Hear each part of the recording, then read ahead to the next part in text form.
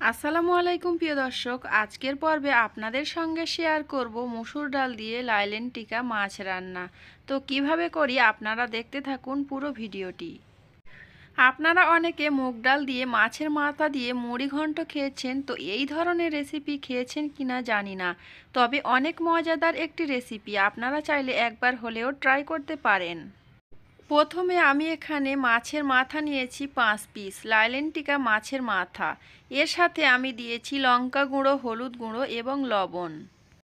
প্রথমে আমি লাইলেন টিকা মাছের মাথাগুলো মশলা মাখিয়ে রেখে দেব।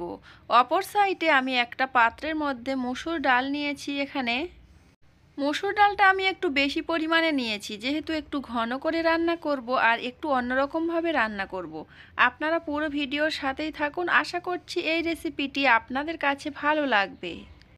মসুর ডালটা ধুয়ে আমি কিছুক্ষণের জন্য ভিজিয়ে রেখেছি। অপর সাইডে আমি মাছগুলো ভেজে নিচ্ছি। মাছের মাথাগুলো আমি একটু কড়া করে ভাজছি। আমি এখানে মাছের মাথা ঘেঁটে ঘুঁটে রান্না করব না, যার কারণে গোটা গোটা রেখেছি। আর গোটা গোটা মাছের মাথা দিয়ে আজকে মসুর ডাল দিয়ে রান্না করব। এদিকে আমি মাছের মাথাগুলো ভেজে নিয়েছি গ্যাস ওভেনে।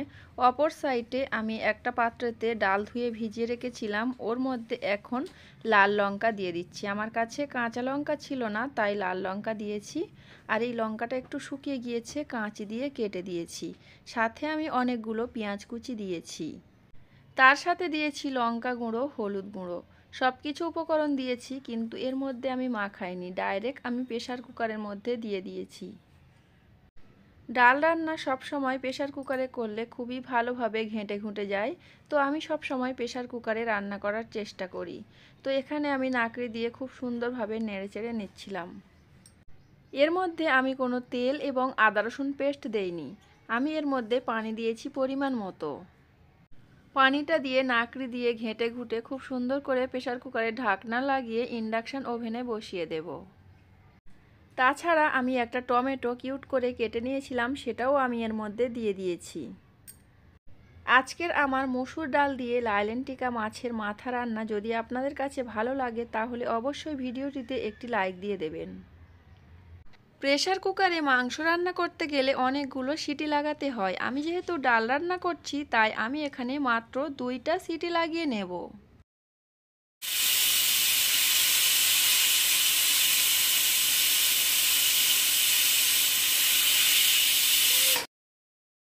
সিটি লাগিয়ে নিয়েছি, তারপরে আমি বাষ্পটা বের করে নিয়েছি আর ঢাকনাটা উঠিয়ে নিয়েছি। এখন আমি নাকড়ি দিয়ে ঘেঁটে ঘুঁটে খুব সুন্দর করে রান্নাটা করে নেব। যেমনভাবে ডাল রান্না করি ঠিক ওইভাবে করে নেব। আজকে যেহেতু মাছের মাথা দিয়ে ডাল রান্না করছি, তাই সামান্য একটু অন্যরকম হবে। তো ওই টেকনিকটা ফলো করে আপনারা যদি রান্না করেন, আপনাদেরও এই রান্নাটা অনেক মজা লাগবে। ডাল রান্নার ক্ষেত্রে যতটা পরিমাণ পানি দেবেন একটু বুঝে শুনে দিতে হবে, কারণ ডালটা একটু ঘন হতে হবে। একেবারে ঘন হওয়া যাবে না, আবার একেবারে পাতলা হওয়া যাবে না, একটু মিডিয়াম মতো রাখতে হবে। এই পর্যায়ে আমি লবণ দিয়ে দিয়েছি স্বাদ অনুযায়ী। এখন আমি খুব সুন্দর করে ফুটিয়ে নেব। এটা আমি ইন্ডাকশন ওভেনে প্রেসার কুকারে করছি। আর অপর সাইডে আমি গ্যাস ওভেন চালু করে দিয়েছি। গ্যাস ওভেনে আমি একটা কড়া বসিয়ে দিয়েছি, আর আমি এখন এর মধ্যে রিফাইন তেল দিয়ে দিলাম। এর মধ্যে আমি দিয়ে দেব কুচিয়ে রাখা পেঁয়াজ এবং রসুন, এগুলো আমি আগে থেকে কুচিয়ে নিয়েছিলাম। এখন আমি নাকড়ি দিয়ে এগুলোকে নেড়ে চেড়ে একটু ব্রাউন করে ভেজে নেব। এক সাইডে গ্যাস ওভেনে ডাল বাগা দেওয়ার জন্য প্রস্তুতি করছি, পেঁয়াজ রসুন ভেজে নিচ্ছি। অপর সাইডে ইন্ডাকশান ওভেনে প্রেসার কুকারে ডালটা ফুটে উঠেছে। আর এখন আমি ফুটে ওঠা ডালগুলো এই ভেজে রাখা পেঁয়াজ রসুনের মধ্যে দিয়ে দেব। আপনারা চাইলে এর মধ্যে শুকনো লঙ্কাও অ্যাড করতে পারেন। আমার ঘরে যেহেতু 2টা বাচ্চা আছে, তাই আমি আর শুকনো লঙ্কা অ্যাড করলাম না। এখন আমি লাইলেন টিকা মাছের মাথাগুলো ডালের মধ্যে দিয়ে দেব।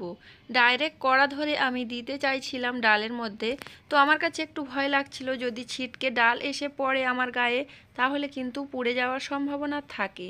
তো সেই কথা মাথায় রেখে কিন্তু আবার খুন্তি দিয়ে একটা একটা করে ডালের মধ্যে দিয়ে দিচ্ছি। লাইলেন টিকা মাছের মাথাগুলো এখন ডালের মধ্যে দিয়ে ঢাকনা দিয়ে কিছুক্ষণের জন্য আমি রান্না করে নেব। আপনারা চাইলে মাছের মাথাও ভেঙে দিতে পারেন, তো আমার যেহেতু ছোট বাচ্চা আছে, খুব তাড়াতাড়ি খেয়ে নিতে হবে, তাই আমি এভাবে করে গোটা গোটা মাছের মাথা দিয়ে মসুর ডাল দিয়ে রান্না করেছি। রান্নাটা কমপ্লিট হয়ে গিয়েছে, সার্ভিং ডিশে পরিবেশন করে আপনাদের সঙ্গে শেয়ার করব। এই রান্নাটি খাওয়ার পরে আমি যেহেতু ভয়েস দিচ্ছি, তাই বলতে পারছি এই রান্নাটি অনেক মজাদার এবং লোভনীয় হয়েছিল। বাচ্চা থেকে বড়রা এই রেসিপিটি খুবই পছন্দ করবে। যারা যারা এখনো পর্যন্ত বানাননি, একবার হলেও বানিয়ে দেখতে পারেন। আজকের ভিডিওটা এখানে শেষ করলাম। সবাই ভালো থাকবেন, সুস্থ থাকবেন।